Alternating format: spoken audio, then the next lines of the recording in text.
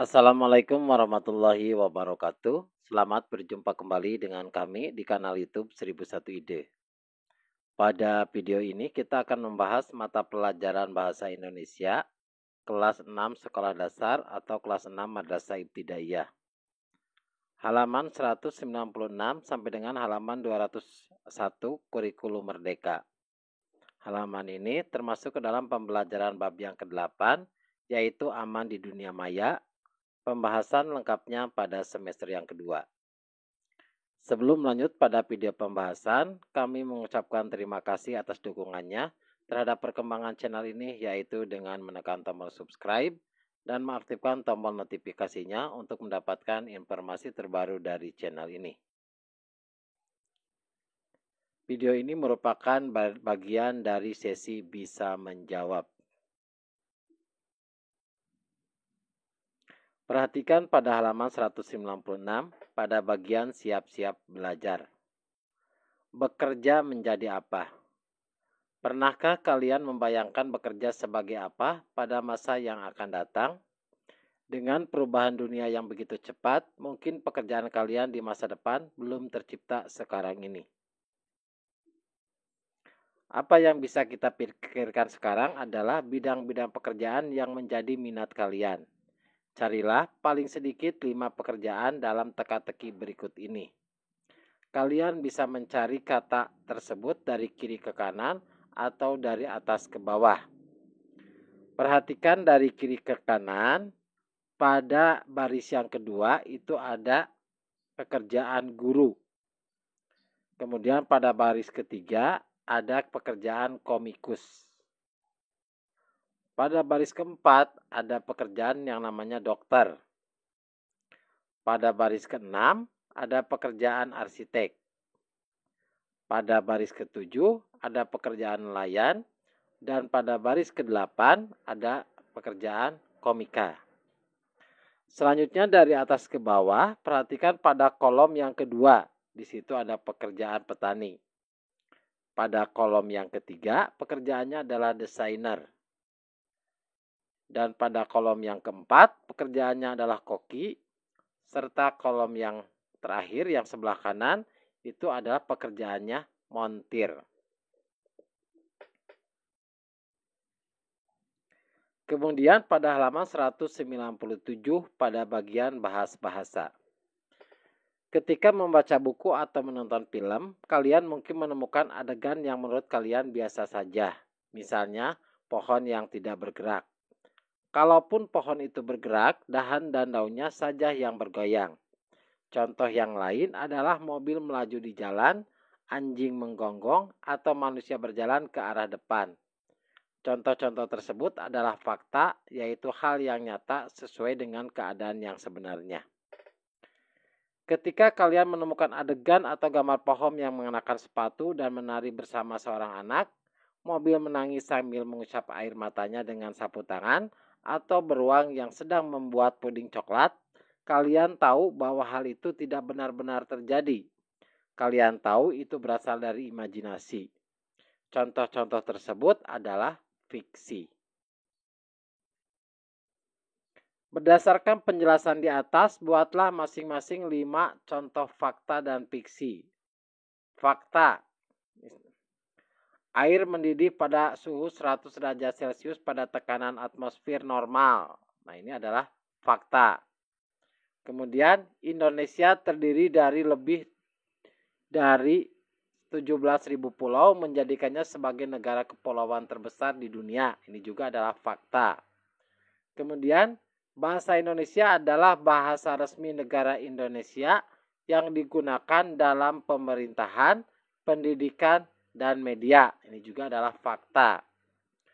Kemudian Indonesia memiliki iklim tropis dengan 2 musim utama, yaitu musim hujan dan musim kemarau. Ini juga adalah fakta. Kemudian Candi Borobudur adalah candi Buddha terbesar di dunia dan terletak di Magelang, Jawa Tengah, Indonesia. Ini adalah fakta. Jadi 5 poin ini adalah fakta. Sekarang yang fiksi.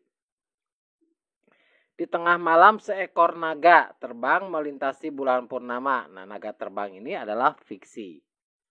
Kemudian Putri Salju menari bersama 7 kurcaci di hutan ajaib yang penuh dengan bunga berwarna-warni. Ini adalah fiksi. Selanjutnya legenda mengatakan bahwa ada sebuah kapal hantu yang berlayar di Laut Jawa. Ini juga adalah fiksi. Kemudian seorang ilmuwan dari Betawi menemukan mesin waktu yang memungkinkan dia untuk menjelajahi sejarah dan masa depan Indonesia. Ini juga adalah fiksi karena mesin waktu itu tidak ada. Selanjutnya juga sekelompok teman menemukan pulau misterius di tengah Samudra Pasifik yang penuh dengan makhluk aneh. Nah, ini juga termasuk ke dalam fiksi. Selanjutnya di halaman 198 ini ada tips untuk aman di dunia maya. Yang pertama, tunjukkan perilaku baik di dunia maya. Berikan dukungan bagi temanmu dengan memberikan senyum, like, dan pesan positif. Yang kedua, periksa pengaturan akunmu dan kata sandimu. Yang ketiga, jangan menyebarkan rumor. Yang keempat, pikirkan dulu sebelum kamu menerima permintaan pertemanan. Yang kelima, pikirkan baik-baik sebelum menekan tombol kirim, terutama ketika kamu sedang marah atau kesal.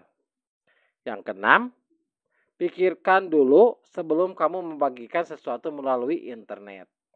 Nah, sumber tip aman dari dunia maya adalah dari www.unicef.org/Indonesia/. Selanjutnya pada bagian halaman 199 pada bagian tulisan argumentatif. Pada masa depan robot akan menggantikan pekerjaan manusia. Sekarang ini sudah mulai banyak hal yang dilakukan robot. Di Amerika Serikat, robot digunakan untuk mengantar pesanan barang dan makanan. Robot dalam bentuk kecerdasan buatan sudah digunakan untuk menggantikan kasir di supermarket. Mobil tanpa sopir juga mulai diuji cobakan di beberapa kota. Robot mempunyai banyak keunggulan dibanding tenaga kerja manusia. Robot bisa bekerja dengan lebih efisien dan tidak kenal lelah. Robot juga lebih teliti dan konsisten dalam bekerja sesuai dengan perintah yang diprogramkan kepadanya. Saat ini ongkos produksi untuk membuat robot atau biaya untuk mengembangkan kecerdasan buatan masih mahal. Namun, di masa depan ketika robot bisa diproduksi secara massal, harganya semakin murah. Lalu, apakah manusia mampu bersaing dengan robot? Kedepannya, kita harus mampu beradaptasi, mengembangkan keterampilan otomatis, dan terus belajar sepanjang hayat. Di halaman 200. Bacalah tulisan, pada masa depan robot akan menggantikan pekerjaan manusia. Berarti tulisan yang tadi kita bacakan. Lalu jawablah pertanyaan-pertanyaan berikut. Yang pertama, apa ide pokok dari tulisan tersebut? Maka alternatif jawabannya, ide pokok dari esai tersebut adalah robot akan mengambil alih pekerjaan manusia. Pertanyaan yang kedua, sebutkan 3 argumen penulis mengapa robot akan menggantikan pekerjaan manusia. Maka alternatif jawabannya. Argumen dari penulis adalah yang pertama, sekarang sudah banyak hal yang bisa dilakukan oleh robot. Kemudian yang kedua, robot mempunyai banyak keunggulan dibandingkan manusia. Serta yang ketiga adalah pada masa depan harga robot lebih murah daripada gaji karyawan. Selanjutnya soal yang ketiga. Bagaimana pendapat kalian dengan berkembangnya teknologi robot yang menggantikan tugas manusia? Maka jawabannya, saya setuju dengan isi esai tersebut. Jadi ini adalah jawaban yang sifatnya terbuka. Jadi bisa saja setuju atau bisa saja tidak setuju. Contoh jawaban ini adalah setuju. Alasannya, bahwa kemajuan teknologi dan perubahan tidak dapat dihindari. Lebih baik kita bersiap untuk menghadapi tantangan tersebut, antara lain dengan meningkatkan kualitas diri. Yang keempat, apa yang dimaksud dengan belajar sepanjang hayat?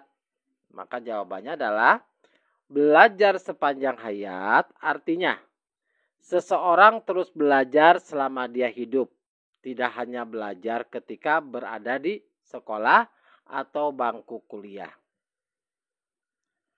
Soal nomor 5. Isilah tabel di halaman samping dengan hal-hal yang bisa digantikan robot dan hal-hal yang tidak bisa digantikan robot. 2 contoh diberikan untuk kalian.